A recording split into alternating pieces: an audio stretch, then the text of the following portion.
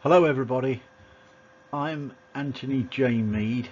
I'm the author of Simplified I Ching, and today I'm going to show you how to form a moving line in a hexagram. Now, in my last video I showed you how to write down a simple question on paper and convert it to the lines of the I Ching and formulate a hexagram. So what we're going to do today is continue on from that process, where we will use the same hexagram that we used in the last video, which was Kwai, hexagram 43 Kwai. Now in Kwai today we will find the one moving line. I'll show you how to do it and we'll place it on the lines of that hexagram. Now in a lot of I Ching books that you can read, you'll find that they advocate more than one moving line, which is not wrong in any way. I mean, everybody's got a different way of doing it, and you know, some people like to read more than one line, but in Simplified I Ching we stick with the process of one moving line, and to be fair, it adds for fantastic simplicity. You know, if you've only got one moving line to concentrate on, you've got a simple viewpoint. That's how we look at it here. And in the next slide I'll show you how to go about starting this.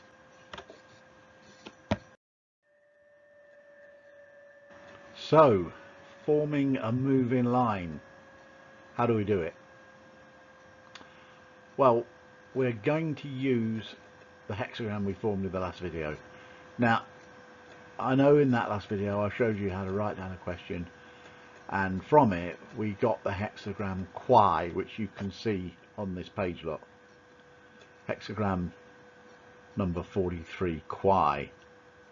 Now, as I've already said, in Simplified I Ching we only ever use one moving line.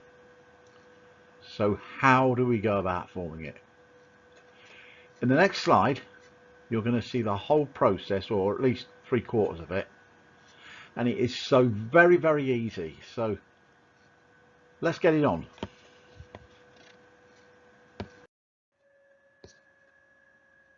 So to form a moving line in a hexagram by using the Simplified I Ching method, you have to do this. Add the sum total of the two trigrams together plus the time and divide by 6. Why do we divide by 6? Well, we divide by 6 because there are 6 lines that make up any hexagram of the I Ching. Now, in the last video we formed the hexagram Kwai by dividing a question, and we formed the two trigrams that made up the hexagram, and you can see them on your screen. Look, Tui equaling 2 and Chi equaling 1. We add the two trigram totals together and we get 3. Now we're quite happy with that so far. There are 2 more stages: adding the time number and dividing by 6 to get the full result. Now in the next slide I'll show you a simple, easy format for working out the time. The whole method is so easy. A child of 5 can do it. It's breathtakingly simple, and I'm not just saying that. Once you've done this once, you know, and then perhaps maybe a couple of other times, you'll be an expert.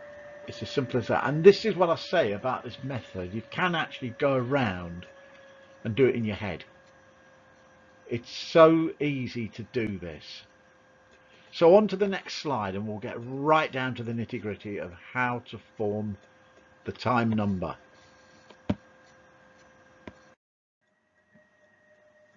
Okay, how do we work out the time number to formulate a moving line?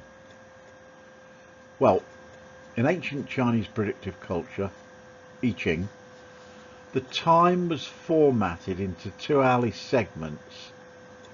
It was known as horary branch hours. Now, we can talk about horary branch hours till we're blue in the face, but there's no point in doing that. All I want to do is quickly show you how we get the number that we need relating to the time, so we can add it to the two trigrams, divide by 6, and we've got our moving line. That's all we really want to show you in this.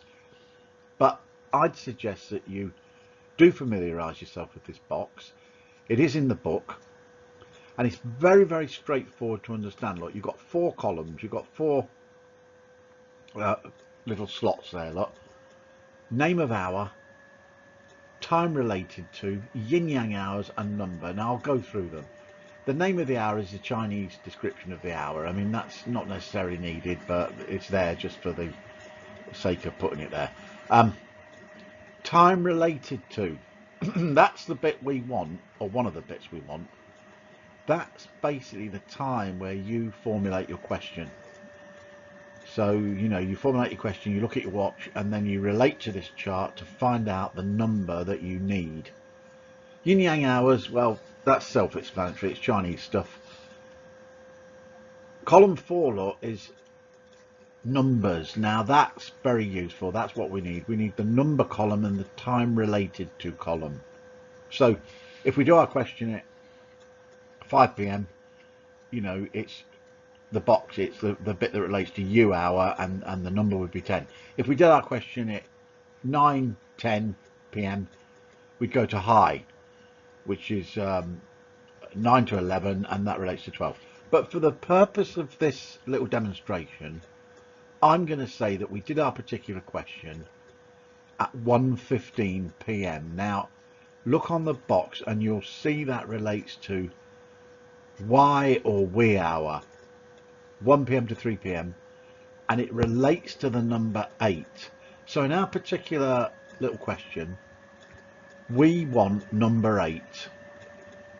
This is dead easy to do. I mean, I bet even now you know how to do it. It's just so simple, it's not true. But it's like everything else. If you see it in motion, it gives you an idea. Very quickly, go over it again, look. Horary branch hours, it's just a 2-hour segmented time schedule. And you've just got to relate to this little box and find out the time you did the hexagram. So if you did the hexagram, like we say, at 1:15, it relates to wee or Y hour, look, 1 to 3 p.m, and the numeric value is 8. This is all you got to do. This chart, by the way, can be used in any time zones. I mean, if you want to do it in England, you just relate it to Greenwich Mean Time. If you do it in the States, you use their time. But the box actually is universal. It stays the same. Okay, there it was. I mean, it was dead simple, wasn't it? Look at that. I mean, it just didn't take any time. I mean, I thought I'd be sort of talking hours in this video, and I reckon I've done it in about, what, 5-6 minutes. In the next slide, we will complete our little equation where we just add the two trigrams together, add the number, which we've got now, and then we'll divide it by 6, and we will get our moving line. So on to the last slide where we complete the mission. Okay, on to the final slide, which will complete our mission and show you exactly the line on the hexagram where the moving line will go. Now there's our numeric values for the two trigrams, look, which we add together. So adding the two trigrams total together, we get 3. We said, for the sake of the example, we assume that the time we asked the question was 1:15. Well, that was wee or Y hour and relating to the number 8. So putting the whole thing together, 2 plus 1 plus 8 equals 11. Divided by 6, the amount of lines in a hexagram, it gives us 1 with a remainder of 5. Line 5 is the moving line in our hexagram, and as you can see, I've put it on there, look. So what a simple process that is. I mean, a baby could do that, couldn't it? It's so simple. If you do this like this every time, you won't have a problem with it, and it repeats itself accordingly. You know, you do your hexagram, you write a question down, bang it out, and then your moving line is just this system every time. Pretty simple, I reckon.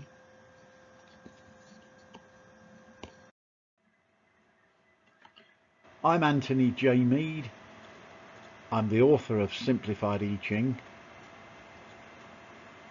It's available from Amazon bookstores, and if you go into the Amazon site you can view a little bit more information about it. Thank you for looking at this audio video.